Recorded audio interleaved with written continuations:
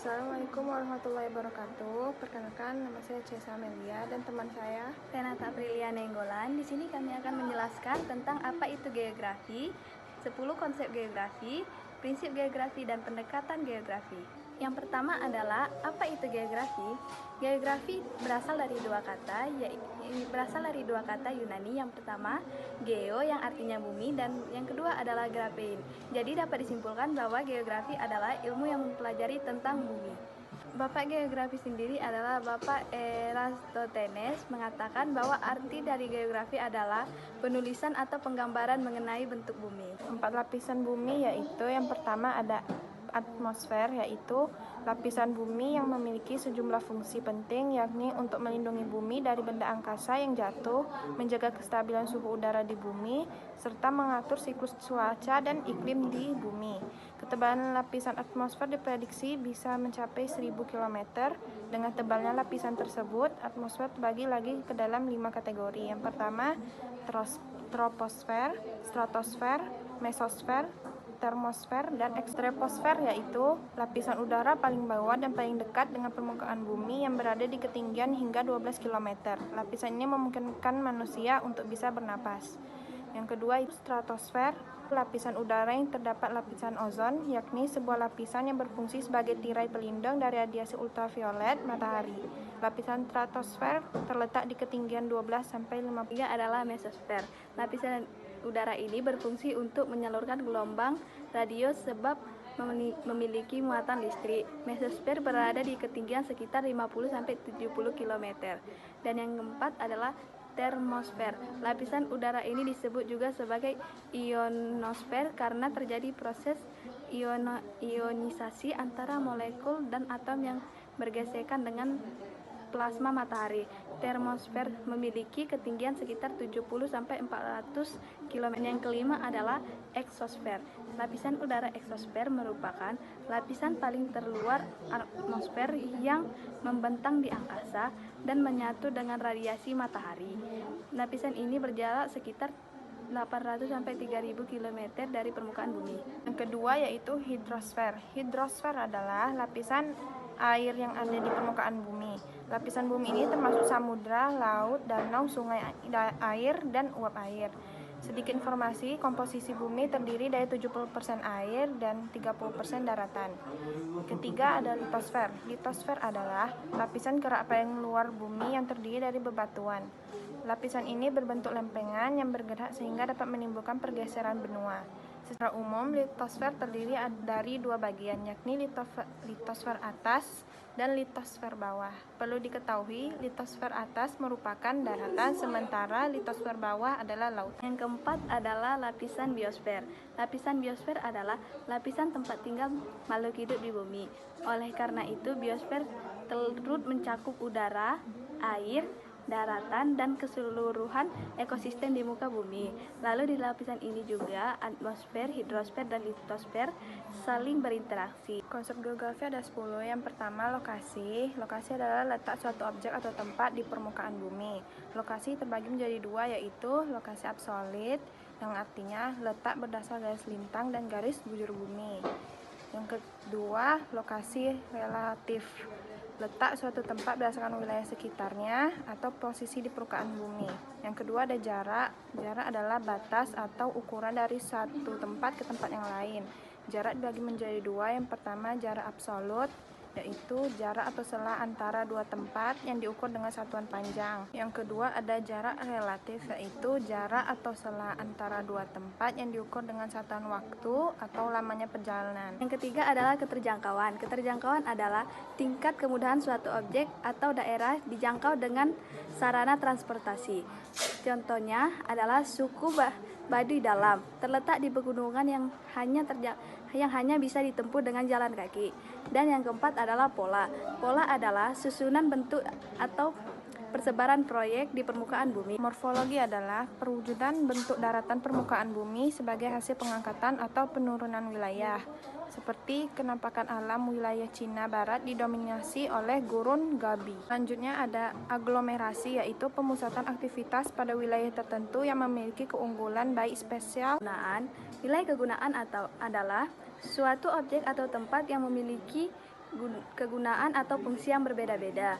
Contohnya, Pantai Kuta adalah salah satu tujuan utama wisata Bali. Dan yang kedelapan adalah interaksi interferensi. Yang dimaksud dengan interferensi adalah hubungan timbal balik yang saling mempengaruhi atau bergantung sama lain. Contohnya adalah desa adalah penghasil bahan makanan dan kota adalah penghasil tenaga kerja. Selanjutnya ada keterkaitan ruang, yaitu interaksi antara objek, tempat satu dan objek yang lain menunjukkan hubungan penyebaran atau sebab akibat. Yang terakhir, diferensiasi area, yaitu perbedaan karakteristik antar objek atau wilayah yang dapat berupa bentang alam, kependudukan. Oke, baiklah, di sini kami akan menjelaskan tentang prinsip-prinsip geografi. Apa itu prinsip? Prinsip adalah segala sesuatu yang dipegang teguh. Prinsip geografi dibagi menjadi 4. Yang pertama adalah prinsip distribusi, yang kedua adalah prinsip interrelasi, yang ketiga adalah prinsip deskripsi, dan yang keempat adalah prinsip korologi. Pertama adalah prinsip distribusi. Prinsip distribusi adalah prinsip yang menekankan persebaran gejala geosfer di permukaan bumi, baik gejala fisik maupun sosialnya, meliputi persebaran penduduk, persebaran flora dan fauna, persebaran sumber daya alam, persebaran curah hujan, dan persebaran iklim. Contohnya adalah persebaran penduduk Indonesia tidak merata, sebagian besar mengumpul di Jawa dan sebagian besar lagi di Sumatera dan sebagian besar lagi di Kalimantan dan Papua. Contoh lainnya adalah tambang minyak bumi dan gas di wilayah Indonesia tidak merata, di mana wilayah Indonesia bagian barat lebih banyak daripada wilayah timur. Kedua adalah prinsip interrelasi atau prinsip keterkaitan.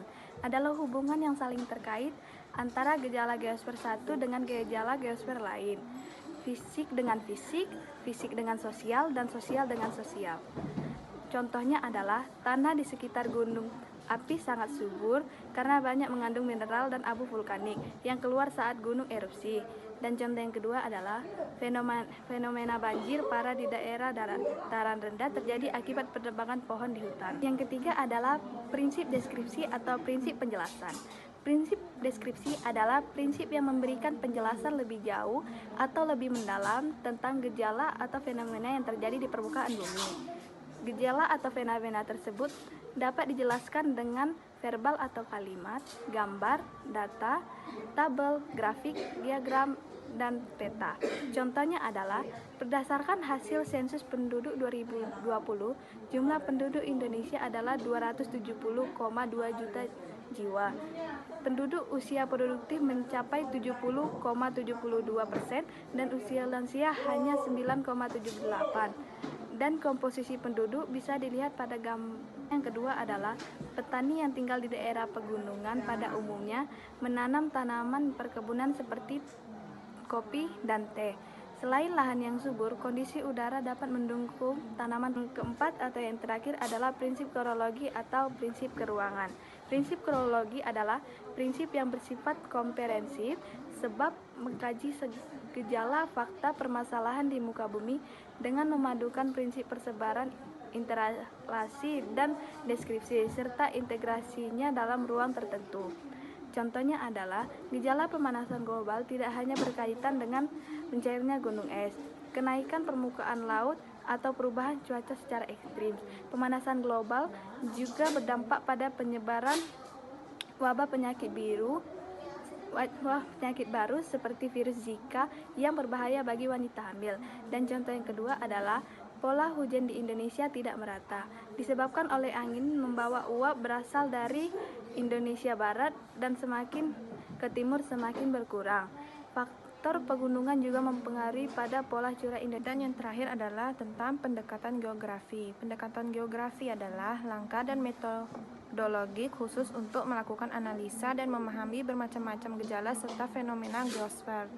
Pendekatan geografi ada 3. Yang pertama, pendekatan keruangan atau spasial, yaitu pendekatan yang khas dalam geografi karena merupakan studi tentang keragaman ruang muka bumi dengan menelaah masing-masing aspek ruangan. Kedua yaitu pendekatan ekologi atau lingkungan, yaitu interrelasi yang menonjol antara makhluk hidup dan lingkungannya. Aspek yang diteliti dalam pendekatan lingkungan antara lain adalah interaksi komponen fisikal atau alamiah dan non-fisik atau sosial. Terakhir yaitu pendekatan regional, yaitu dilakukan dengan membandingkan berbagai kawasan di muka bumi dengan memperhatikan aspek-aspek ruangan dan lingkungan secara komprehensif.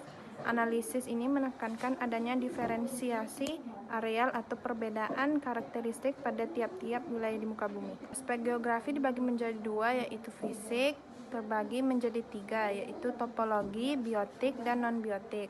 Yang sosial terbagi menjadi empat, yaitu sosial, ekonomi, budaya, dan politik. Semoga artikel ini dapat membantu dalam menambah wawasan tentang lapisan bumi ya. Nah, sekian penjelasan dari kami mengenai tentang apa itu geografi, lapisan geografi, 10 konsep geografi, prinsip geografi, dan pendekatan geografi.